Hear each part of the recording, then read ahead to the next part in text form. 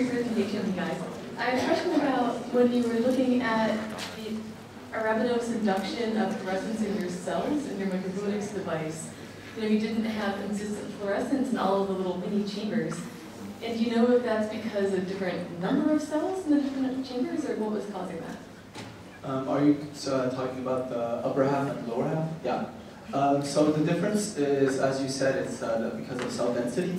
When we flow the cells into the microfluidic chamber, we do have some chambers that don't fill up as the others should. So is that due to like variable fluid flow in different parts of the device? So when we flow the cells, we concentrate them, and they also tend to have a clog, and sometimes they won't be able to go in the chambers. We do have like some packages where they really barricade the access to the chambers. That's what we observed when we were floating. Hi, yeah, that was really great work, guys. So, a couple questions. One, you know, in microfluidics, there's a big joke a lot of times about the chip and then the lab that controls the chip. And you showed a number of great images of the device itself, but can you talk a little bit about some of the other hardware and the ways that you actually control the PDMS device itself? So we used mechanical pressure valves. So we put inlets. Our microfluidic chip is a 2-layer PDMS flow. So we have our flow layer. This is where we store the cells in the chambers. And then we have a control layer. The control layer permits us to actually activate the buttons, the chambers to isolate the chambers to the flows. And also we can do like in the Arabidose GFP, we can flow different types of medium in each chambers. Okay, great. Then another question about the difference between the chemical stress test and the mechanical stress test. So you had done a lot of really nice work characterizing the biobricks for chemical stress with KCl, and but for the mechanical portion, why did you get fluorescence, or why did you get any emission from the system? So I'm guessing your question is why do our E. coli basically react with mechanical stress? Yeah. So I'm guessing the question is justified by the fact that most of the time people have a tendency to say, well, there is no mechanical sensors really for E. coli. But actually the pathway that we're engineering is just a general stress pathway, and it's sensitive to aggregated proteins or misfolded proteins in the periplasm of E. coli. So essentially our hypothesis was that upon enough pressure, it would somewhat create stresses within this periplasm and thus activate the system. And this was also supported by the fact that upon septin formation, it's believed that these the CPX pathway is activated. So it's believed that if we were somewhat able to replicate the stress on the sides of the cells, we would also be able to activate the pathway. Great. Just one more. So in terms of the cell culture that you guys did, so were you doing, in terms of the actual chip function, were you doing most of the mixing and the preparation of the cells off the chip and then loading them onto the chip and then imaging, or are you actually doing anything active on the chip in terms of the controlling waste or nutrients or anything in the cells? So what we did was several steps, as you suggested. The first time we wanted to test our chips on test our cells on the chip, we actually stressed the cells out of the chip, loaded them, and just looked at the microscope to be sure that something's going on.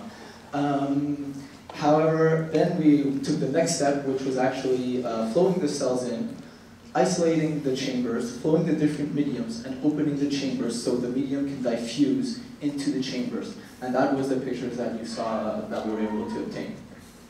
Thanks. Hey guys, really just incredible work. I really enjoyed the presentation.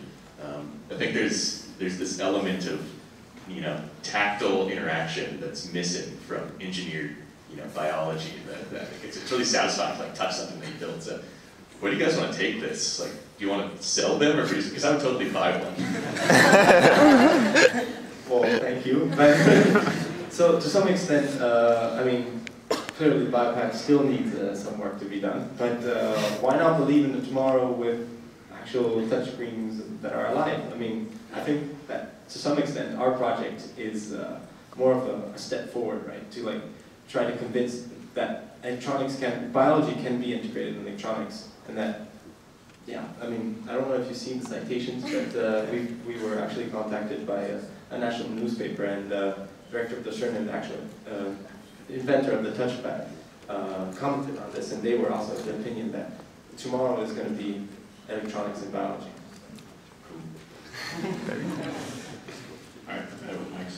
So, it seems like, from my understanding, you developed a fast resettable stress sensor in bacteria, and it seems like it's a pretty cool touchpad concept. It's, ground school attention is broadly applicable, but if you've got a, many-chambered, fast-responsive, resettable sensor for stress in bacteria and possibly other organisms, what other applications can you see besides an input device which may already exist electronically?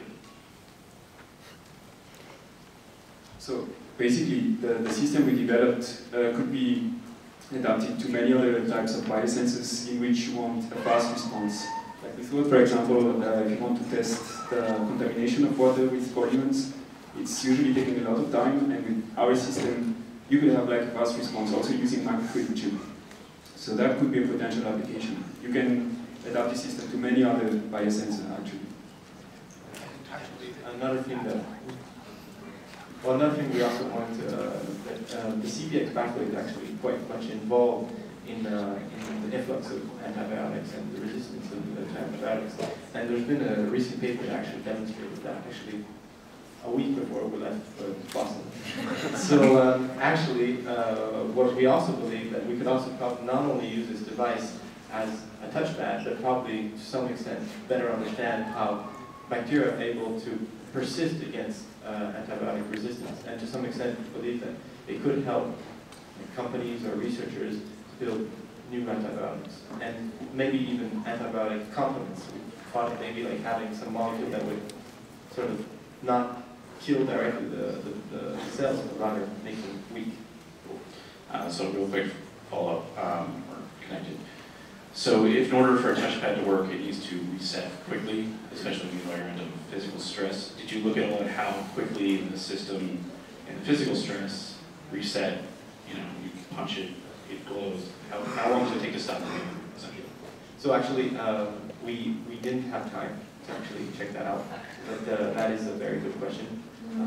So, I mean, we are going to investigate that further. And there are many ways of actually probably improving our system for speed, because in the presentation we presented that we only engineered the CPXR, which is somewhat the relay coding. So there could be still further improvement in actually optimizing the settings for the sensor kinase. Actually, if you see most of the graphs, you see actually a linear curve that goes up. So the step limiting rate of our system is our sensor. So by improving the sensors, we probably even get a faster on and better off as well. Well, thank you very much. Please give a round of applause.